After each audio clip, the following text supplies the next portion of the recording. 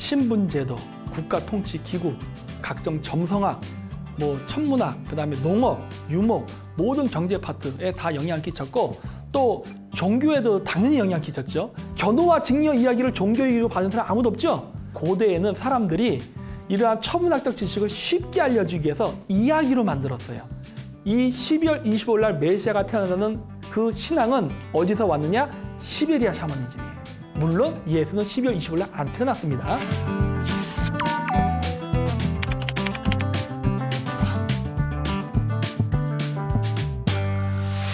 천문학은 우리 인류의 모든 분야에 다 영향을 끼쳤습니다.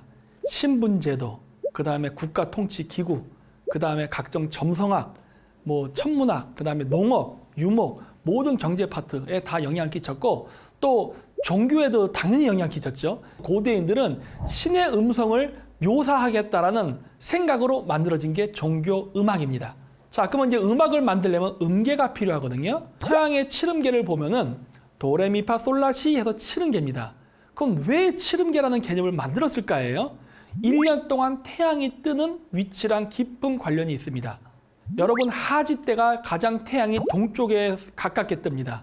그래서 서쪽 끝까지 가요. 그러다 보니까 채공 시간이 길어서 낮이 긴 겁니다. 근데 하지인 6월이 지나서 7, 8, 9, 10, 11, 12 가면 어떻게 돼요? 점점 태양이 서쪽으로 이동하면서 뜨기 시작합니다. 그러면서 떠 있는 시간이 점진적으로 짧아져요. 12월 달이 되고는 동지거든 가장 밤이 길 때 동지가 지나면 1월서부터 다시 낮이 길어집니다. 그럼 어떻게 되냐? 다시 이게 백도를 합니다. 그래서 12개월임에도 불구하고 음계가 7개가 나오는 거는 하지 6월서부터 12월 동지 사이로 왔다 갔다 하는 이 7개의 구간 때문에 칠음계라는 개념이 나온 거예요. 그래서 흰 건반 7개, 검은 건반 5개, 합이 12개입니다. 유대교의 카발라라던가 힌두교, 불교에서도 보면 인간을 소우주라고 해요. 유대인들도 마찬가지로 인간의 몸에 야훼가 있다는 얘기를 합니다. 신성이 있다는 얘기를 하는데 인간의 몸이 우주라면은 태양의 움직임을 보고 칠음계를 꼽아냈다면 인간의 몸에도 7개의 차크라가 있다고 믿는 거예요. 이게 우리가 얘기하는 소우주론이지 않습니까? 근데 여기서도 보면 7개의 차크라. 굳이 왜 7개라고 얘기했을까 하는 거예요. 그것도 바로 태양의 그러한 개념과 같기 때문이라고 봅니다. 별자리의 위치에 따라서 그 국가의 흥명성쇠가 결정된다라고 믿었던 것 같아요. 인류 문명 만년의 역사에 그러한 기록과 유적지를 보고서 이 사람들이 이렇게 별자리 이동에 따라 수도로 옮겼구나라는 거를 그냥 결과론적으로 아는 것이지 저러한 철학을 왜 만들었을까는 저도 모릅니다. 저도 지금 공부하는 과정이 있기 때문에. 하지만 옛날 엘리트들은 그거를 굉장히 신실하게 믿었던 것 같고 사상이나 종교는 고대 시대에서 대가 끊긴 게 아니라 지금 현재도 진행형입니다. 로마가 지금은 카톨릭의 성지가 됐지만 거기 원래 고대 샤머니즘 성지였습니다. 여러분 북극성 찾을 때 어떻게 찾아요? 북두칠성의 주거 끝에서부터 일직선으로 쭉 올라오면 북극성 나온다고 하죠? 거기가 바티칸의 위치입니다. 그래서 바티칸의 위치가 원래 샤먼 성지였던 게 지금의 카톨릭의 바티칸이 들어선 것 뿐이에요. 첨성대가 아십니까? 바닥판과 그 위에 올린 건물이 19도가 어긋나 있습니다. 굉장히 중요한 숫자예요. 19라는 숫자. 천문학에서 중요한 숫자인데 천문학에서 중요하면서 이게 우리 인체랑도 연결되어 있습니다. 왜? 우리 인간은 소우주라 생각하니까. 인간의 영혼은 이 정수리로 들어와서 북극성으로부터 삼신할머니의 기운이 정수리로 들어와서 그 기운이 척추를 따고 밑으로 쭉 내려갔다가 다시 올라가서 나가면 죽는다고 생각해요. 이게 한 주기입니다. 우리를 수명이라 부르죠. 그래서 척추를 따고 쭉 내려가면은 척추가 쭉 자라다가 10달 되면 태어나요. 이 밑으로 내려갔다는 기운이 인체에서 절반 정도쯤 오면은 19년 걸립니다. 그래서 19세쯤서부터 옛날 때 결혼시키고 막 했던 이유가 수명, 즉 주기라는 거에 맞춰서 기운이 있는 데에 맞춰서 발전을 시켜야 그 인간이 가장 효율적으로 에너지를 잘 써서 크게 성장할 수 있다고 믿는 거거든요. 첨성대가 19도 기울어져 있거든요. 19도 기울어져서 바라보고 있는 정면에 뭐가 있냐면 옛날 이 김유신 전설에서 나오는 천관녀가 있었던 천관사가 보입니다.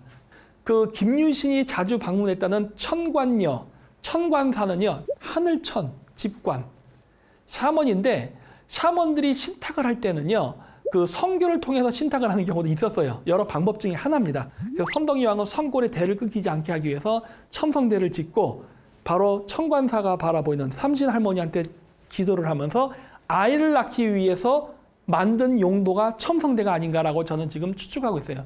천문 관측 당연히 합니다. 천문 관측을 하는데 그 용도가 그렇다는 거예요. 기독교에서 12월 25일 날 예수가 태어났다고 하죠. 왜? 12월 25일 날 태어난 아이는 메시아예요. 물론 예수는 12월 25일 날 안 태어났습니다. 안 태어났지만은 이 12월 25일 날 메시아가 태어난다는 그 신앙은 어디서 왔느냐? 시베리아 샤머니즘이에요. 시베리아의 북극권이라는 게 북이 66.5도입니다.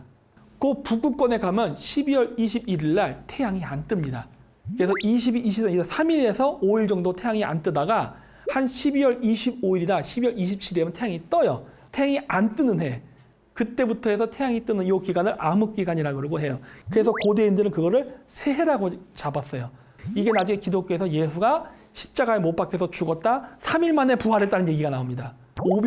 오병이어도 마찬가지입니다. 자, 그 이야기의 원래 본류를 찾아가야 돼요. 오병, 5개의 빵, 이어, 2마리의 물고기입니다. 여러분 봄에 뭐예요? 파종합니다. 근데 물고기 자리가 이렇게 생겼어요. 2마리의 물고기입니다. 천문별자리 보세요. 이어. 자, 이제 오병만 찾으면 되네. 오병이 뭔지 아십니까? 처녀자리입니다. 그게 9월 달인가? 그때쯤 떠요. 바로 추수기예요. 유대인들은 처녀자리를 뭐라고 불렀느냐? 베들레헴이라 불렀습니다. 베들레헴이 뭔지 아십니까? 브레드입니다. 빵. 5개의 별자리를 연결해서 빵이라 불렀어요. 2마리 물고기 3월 달에 씨를 뿌려서 5개의 빵, 베들레헴 별자리가 뜨는, 처녀자리 별자리가 뜨는 추수기에 수확을 했으니 이스라엘 백성이 배불리 먹었다. 이 얘기 아닙니까? 여기에 기적이 어디 있습니까? 자연의 순환의 법칙이지. 그렇죠? 네. 뭐 뺄래야 뺄 수가 다 천문이에요. 네.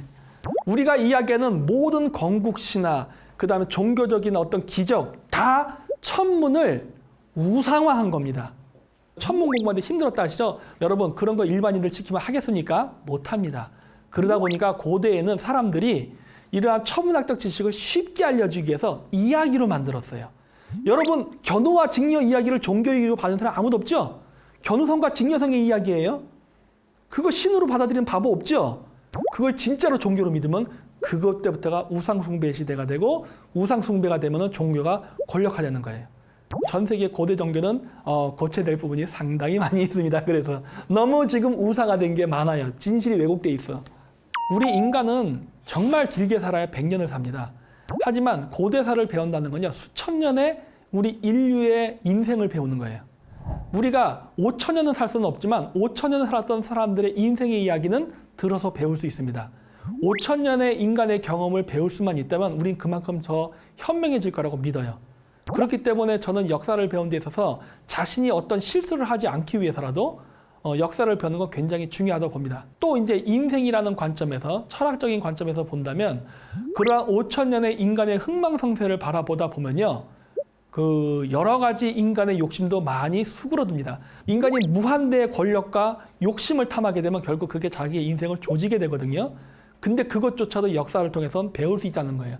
따라서 우리가 역사를 배우는 거는 인간이 갖고 있는 욕망과 절제를, 적정한 균형점을 잡을 수 있게 해주는 굉장히 좋은 어떤 그 지침서가 되기 때문에 한 개인도 그렇고 국가의 지도자들도 역사를 공부함으로써 그 나라를 어떻게 이끌어갈 것인가를 굉장히 결정하는데 좋은 지침서가 될 거라고 생각하기 때문에 저는 지금과 같은 IT 시대에 AI가 모든 것을 다 하는 시대가 온다 하더라도 우리 인간은 역사를 배우는데 결코 게을러서는 안 된다고 생각합니다.